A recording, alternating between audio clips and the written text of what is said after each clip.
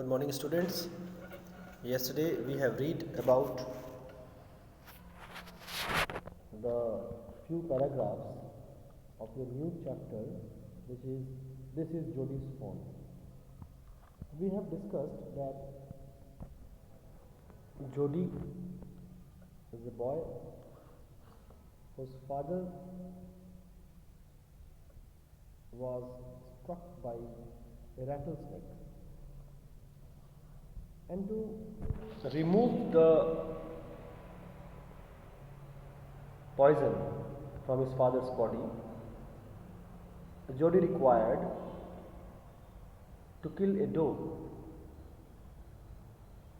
He killed a doe and used its heart and liver to take out the poison from his father's body. Now, when his father was gradually became a little better, then Jodi discussed with his father that I should go to the place where the fawn or the baby of that doe whom I have killed was living. I should take care of that fawn because it is my duty, because I have killed his mother, maybe unknowingly, maybe Jodi did not knew that the doe had a baby. Later on he may came to know. So अब हम लोग आगे पढ़ते हैं. Pa says it would be ungrateful to leave it to starve. Doc Wilson said. Doc means doctor. Dr. Wilson said, "That's right, ma'am. Nothing in the world free. The boy is right and his daddy is right." Millville said, "He can ride back with me. I will help him find it." She set down the pot helplessly. "Well, if you will give it your milk, we have got nothing else to feed it." Millville said, "Come on, boy, we have got to get riding." Ma Baxter asked anxiously. "You will not be gone long," Jodi said. "I will be back before dinner for sure." Millville mounted his horse and pulled Jodi up behind him. He said to Millville, "Do you think the fawn is still there? Will you help me find him? We will find him if he is alive." "How you know it is a he?" The spots were all in a line on a doe fawn. Pa says the spots are every which way. अब क्या है कि पा से जब बातें की जोडी ने, तो पा ने यानी उसके पिता ने तो हाँ में हाँ मिलाया कि हाँ ठीक है, जोडी को ये ज़रूरी है कि जोडी ध्यान दे कि उस फ़ोन का क्या किया जा सकता है. डॉक्टर विल्सन से जो विल्सन से भी कंसल्ट किया गया, तो उन्होंने भी कहा कि लड़का और उसके पिता दोनों ही सही हैं. इस बीच में मिलविल नाम के व्यक्ति ने कहा कि तुम मेरी गाड़ी पर चढ़ जाओ और मैं तुम्हें उस जगह में ले जाता हूँ. काफ़ी बातचीत हुई और काफ़ी बातचीत के बाद उन्होंने ये तय किया कि उस फ़ोन के पैरों के निशान हैं. उस फ़ोन के पैरों के निशान के अनुसार अगर वो चले तो वो फ़ोन मिल सकता है. तो अंततः ये फैसला हुआ कि फ़ोन के पैरों के निशानों के द्वारा उसे खोजा जाए. Jodi gave himself over to thoughts of the fawn. They passed the abandoned clearing. He said, "Cut to the north. Millville, it was up here that Pa got bitten by the snake and killed the doe and I saw the fawn." Suddenly, Jodi was unwilling to have Millville with him. If the fawn was dead or could not be found, he could not have his disappointment seen. And if the fawn was there, the meeting would be so lovely and so secret that he could not endure to share it. He said, "It's not far now, but the scrub is very thick for a horse. I can make it on foot, but I am afraid to leave you, boy. Suppose you got lost or got bitten by the snake too." तो इस तरह से जोडी Millville के गाड़ी में बैठ करके आगे बढ़ते रहा।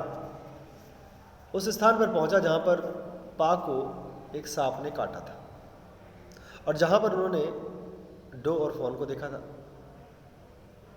थोड़ी दूर चलने के बाद जोडी को ऐसा फील हुआ कि मिलविल जो है उसके साथ आगे बढ़ने में ज़्यादा इच्छुक नहीं दिख रहा है।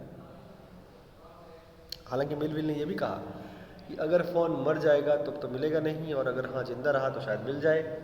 इस प्रकार से इस प्रकार की कुछ निराशापूर्ण बातें करता हुआ मिलविल जोडी के साथ जा रहा था। अब जाकर के आगे बढ़ते बढ़ते वो लोग इस प्रकार से कुछ आपस में बातें करते हुए जा रहे थे।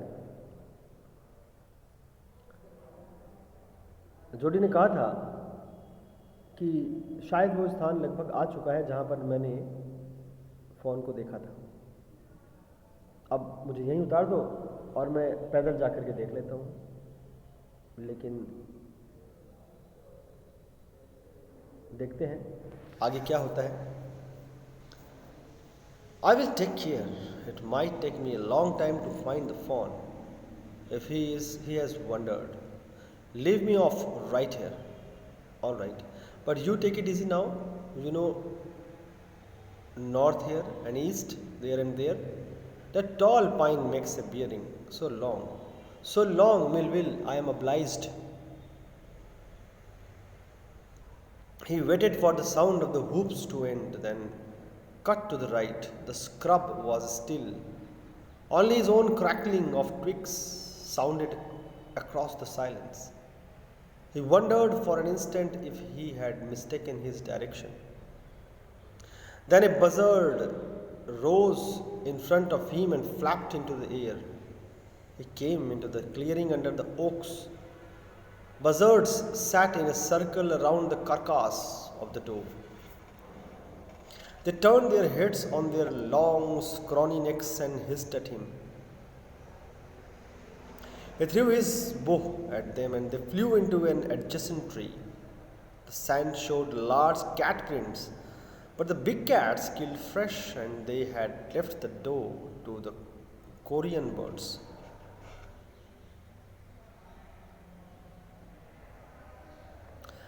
आगे क्या हुआ कि जोडी ने मिलविल को कहा कि तुम मुझे यहीं उतार दो। मिलविल को उतार दिया गया, मैंने मिलविल ने जोडी को उतार दिया और मिलविल ने पूछा कि तुम क्या यहाँ से जा पाओगे। कहा उसने, जोडी ने हाँ। मिलविल के उतारे जाने के बाद जो है वहाँ एक पाइन ट्री था। वहाँ पर एक पाइन ट्री था जिस पाइन ट्री एक प्रकार से लैंडमार्क था। उस लैंडमार्क के द्वारा जोडी पहचानने की कोशिश किया कि कहाँ क्या करना है।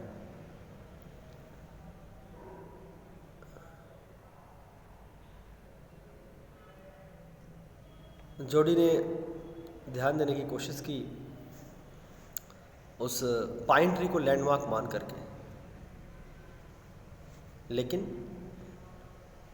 आगे उसको एक ऐसी दिशा में वो जाने की कोशिश कर रहा था जिसके बारे में उसको पता नहीं था।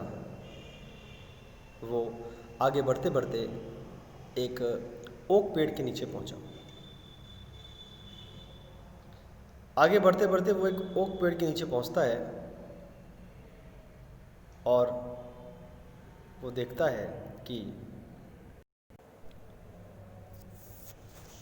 एक करकास नाम का पक्षी, इट्स अ टाइप ऑफ और ए sub species of vulture, vulture की एक सब स्पीसीज जिसको बजर्ड्स कहा जाता है, वो थोड़े गोल गोल घूम करके उसी डो की डेड बॉडी के चक्कर लगा रहा था जिस डो को जोडी ने मारा था। बजर्ड जो होते हैं ये पक्षी, विशाल पक्षी, ये डेड एनिमल्स की के मांस को खाते हैं। तो वो पक्षी चक्कर लगा रहा था और अजीब प्रकार का साउंड भी क्रिएट कर रहा था।